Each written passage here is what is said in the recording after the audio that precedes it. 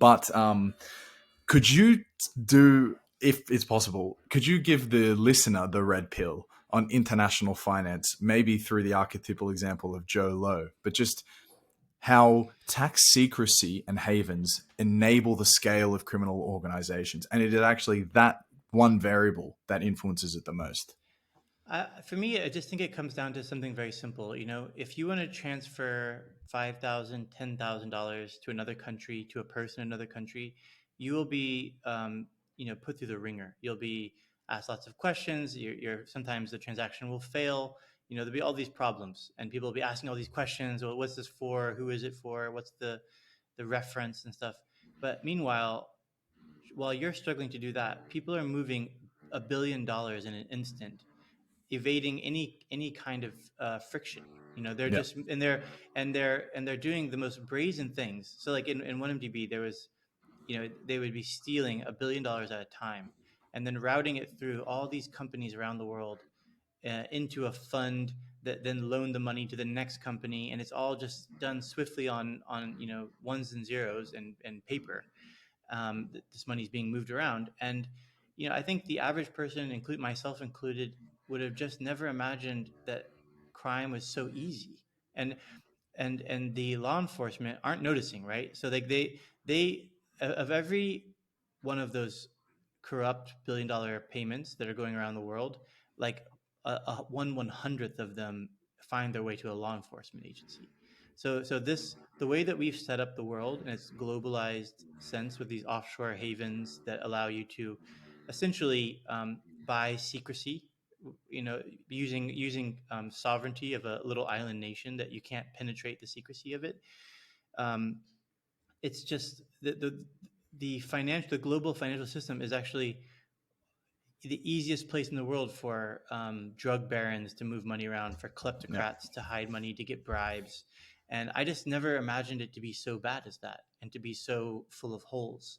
Hmm. And so it actually just makes you wonder, if so much of the world is this kind of illicit finance network, and there's so much crime and illicit finance and corruption going on, all around you, things you see, buildings you see, um, people that you see in going into offices, they're either going into a building that's owned by some sort of like Colombian drug baron, or hidden through a chain of companies that are almost Yeah. impossible to Six find, shells. Yeah. or they're working for them without even realizing it, by being a banker who, or a lawyer who's allowed to work on one little piece of the whole chain.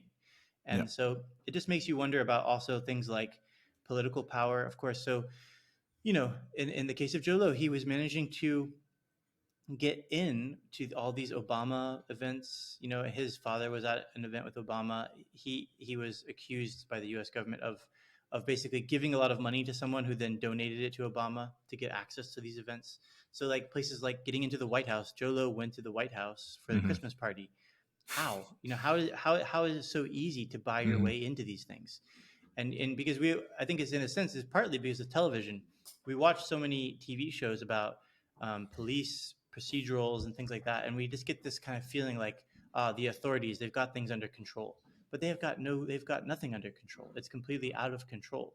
And the only reason that the Jho Low case even got uncovered is a series of kind of accidents. But really, it comes down to Jho Low being very sloppy and very ostentatious. If he had been a relatively chilled out guy who didn't do all those parties and stuff, he would have probably been able to. And if he would have been a little bit less greedy, they could have kicked the can down the road for a long time before anyone ever unraveled the 1MDB scandal. Mm. So imagine now that people who are disciplined, they're getting away with it every day, and they have nothing to worry about, really. Most countries don't even have a 1/100th of the budget of the U.S. government when it comes to fighting these cases, the Yeah. UK included. If you want to pursue one of these cases, you need to have people traveling around the world. You need to be doing legal requests in like 10 different jurisdictions. You need to have a whole team who can piece it together, because on the other side, they have those same teams, so you have to compete, and they can't.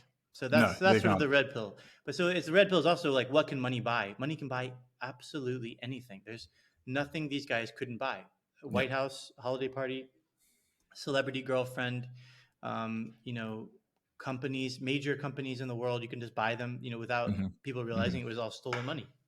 Yeah.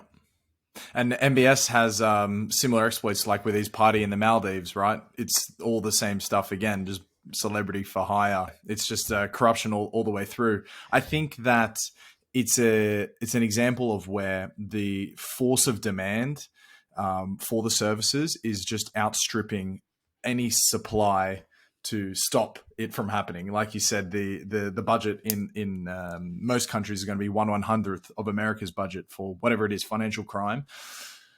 I mean, there's way more incentive to be on the other side of that transaction. Hence, why there is 100x the amount of people there, and then 10 million x the amount of money there. I mean, trillions of dollars go unrecognized every year. Trillions of dollars. It's almost equivalent to a year's national, like the global national output.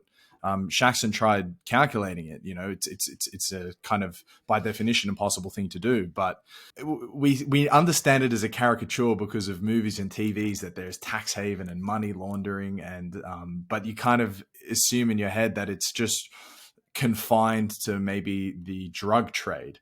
But the truth of the matter is it's absolutely not. You know, like Richard Branson is as involved in this whole debacle as is Pablo Escobar back in the day, if you know, take it down that route. And I say that of pure speculation. I've got no proof of that, right? But you can say it with enough of an educated guess that there is truth to it.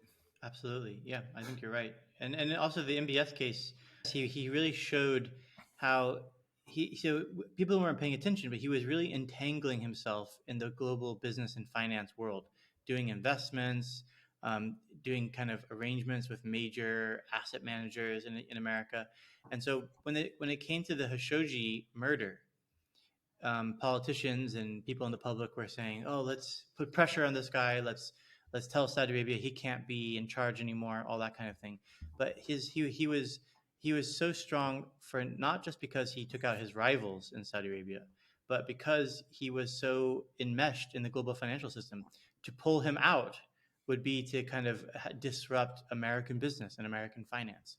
And so that was one of the things he did. I'm not even sure he did it on purpose for this reason, but it made him so much more powerful on a global scale and so much more, you know, intransigent.